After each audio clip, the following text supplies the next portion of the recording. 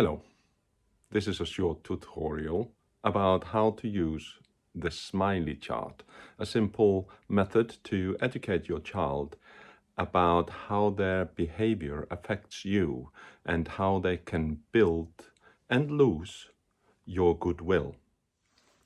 Okay, this is a quick tutorial about how to use the SmileyChart. And remember, the SmileyChart is about logging and encouraging appropriate behaviors rather than task-based. You may have seen star charts and so on that tend to be all focused on a particular task, and you get the star for completing a task maybe every day or every week and so on. But this SmileyChart is different in the sense that it focuses on behaviors, and you can see there's numbers 1, 2, 3 and so on, room for up to 30 different behaviors, for example. And we don't need 30 behaviors. Very often there's somewhere between 5 and 10 different behaviors that end up being populated here. And so whenever your child does something that grows your goodwill, that makes you want to say yes to them, that's when we want to give them a smiley. We talk about smiley and the opposite. There's a smiley and there's a grumpy. And so smiley makes you rise up one step on the chart. Grumpy's makes you drop down on the chart. So we start with 0 here. That's essentially the starting point.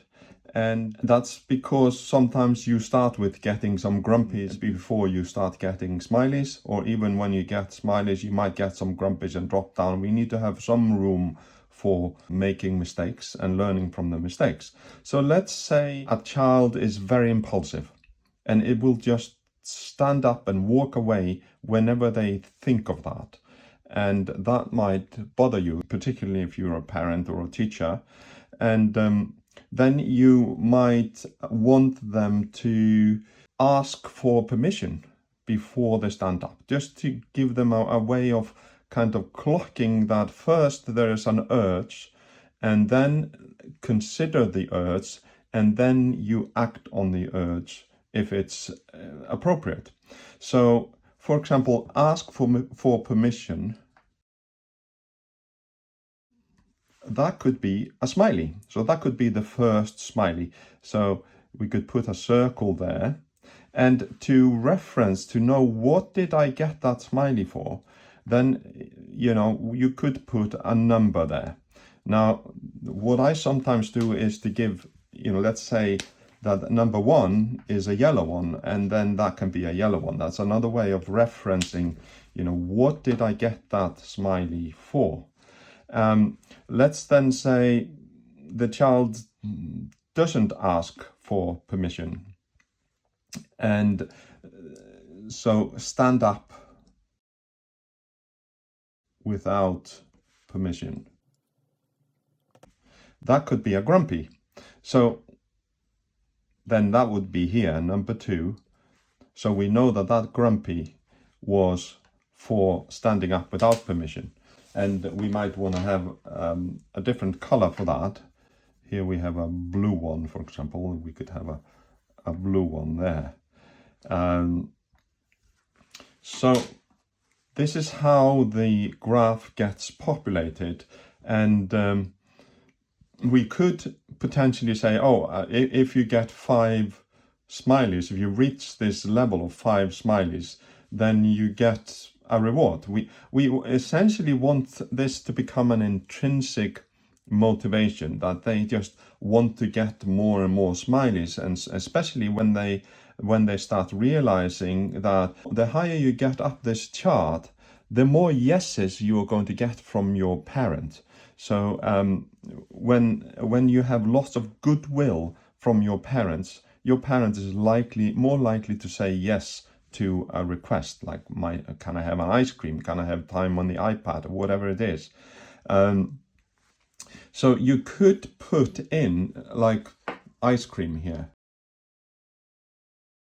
as a kind of external motivation. Ideally, you want that to become just an organic part of this, and the child will just realize, yes, I get more yeses the higher up I build my goodwill, because the higher you get up the chart, the more goodwill you have from your parents or people around you. So it could be, let's say, interrupt. This is an impulsive child. That would be also a grumpy. That's something we don't like. So in this case, they interrupt and they say, oh, that didn't affect me well. That made me less generous towards you. And then that becomes another grumpy. Now, ideally, we don't want to start by having the chart full of grumpies. We want to get as many smileys as possible. And I'm just looking for a color here. Let's just have this white. So a white one is interrupt. So the purpose of the smiley chart is to educate the child about how their behavior affects people around them, and particularly teachers and parents. But it's also meant for the parents to start trying to focus and clock the positive things, the things that we can give a smiley for. We want to focus more on the smileys than the grumpies. And so I like talking about the behavior. We could call it inhibition or just a containment. So I think it's easier to explain to a child what containment means than inhibition, because containment, the word containment, you can relate to a container. We can even have a container. Here's a glass, for example. And what happens, a container is meant to contain the water. And what happens if it fills up too much or spills, then it's no longer contains and it spills over. And the same thing can happen with our urges. What impulsive children need to practice is to contain their urges. So it's almost like their urges are in like the water in a glass, and they gradually fill up. And whenever they feel an urge, that doesn't mean that they have to act on it. They can contain the urge, and until an appropriate time to act on that urge. So that's a really important to experience, to start recognizing urges almost like a liquid that can be contained and can be allowed to spill, or can be directed in a constructive way. So containment is a really good one. I'm gonna just, because I haven't got different colors, I'm gonna make a star around the containment. And so here is 4, that's gonna be a star. I'm just doing a star just because I haven't got another color. It would be really handy to have another color to do that. So containment, whenever they contain, you need to look out for, I noticed that you were about to interrupt me and you didn't say anything. That's containment. I noticed that you really wanted to stand up and go out, and instead you asked for permission. So they might get a 4 and a 1 at the same time, because that containment was containing standing up. Let's say that this is a really big kind of habit for the child to stand up and just break the contact without consulting people around them. And in the classroom, they stand up and walk around the classroom and so on. Then that might be a really important one. Ask for permission. That kind of leads to another one. I'm going to make that as a box. Wait for permission. We often need to be that specific with these children. They think, I asked for permission. I don't need to wait for a response to that. As long as I ask, that's okay for me to stand up and walk away. No, you need to wait for permission. And if you get a no, then you don't, then you need to contain. Let's say they also waited for permission, and now they get another number 5 here, you get another smiley. And before you know, the child will start to clock, oh, which ones is moving me closer to my ice cream, or giving me more yeses. And what I was mentioning earlier, there might be a really important behavior that you want to address.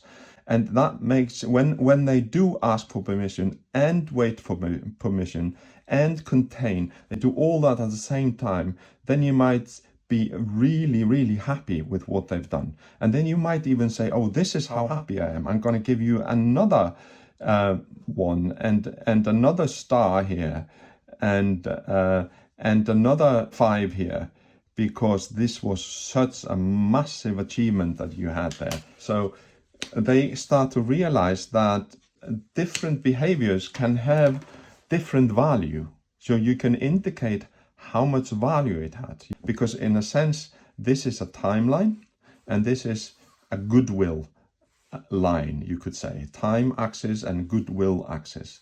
And you might even want to say, oh, I'm not going to move along the time here. They contained again, and instead of moving along the timeline, I'm going to say, oh, you got all these at the same time. You contained a really big urge here. So I'm going to give you 3 containment rewards, and they all happened at the same time. You asked for permission, you waited for permission, and you contained something that was, you really wanted to go out and play with that dog. And that was a really big containment. So I'm going to reward that with 4 containment rewards. So you can see how this works. The outside motivation has value. And gradually, maybe at 50 or 100 positive ones, you might have something like, oh, a new bicycle, or some really big goal. And they can be working, getting goals along the way, on their way to a really big goal.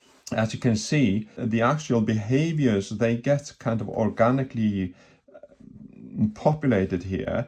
And there may not be that many specific behaviors that you want to kind of help them modify. So, like I say, maybe between 5 and 10 behaviors, but you can see how the child is starting to see, oh, I'm rising. It becomes a visual cue, and they can see how they are getting towards their goal over time.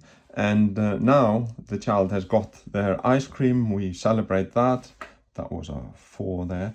And the child can see exactly which behaviors are giving them the most rewards, and that will create this intrinsic motivation, and they will start to look for that behavior and look for those urges in themselves and practice containing them and practice that new behavior that gives them more smileys instead of grumpies. One of the unique things about the smiley chart is that the child can see how it takes a long time to build up goodwill, just like it can take a long time to build up trust. And you can lose a lot of goodwill in an instant through a big piece of unacceptable behavior, just like you can lose a lot of trust through a single large violation of trust. I hope that's been helpful, and you can move on from here.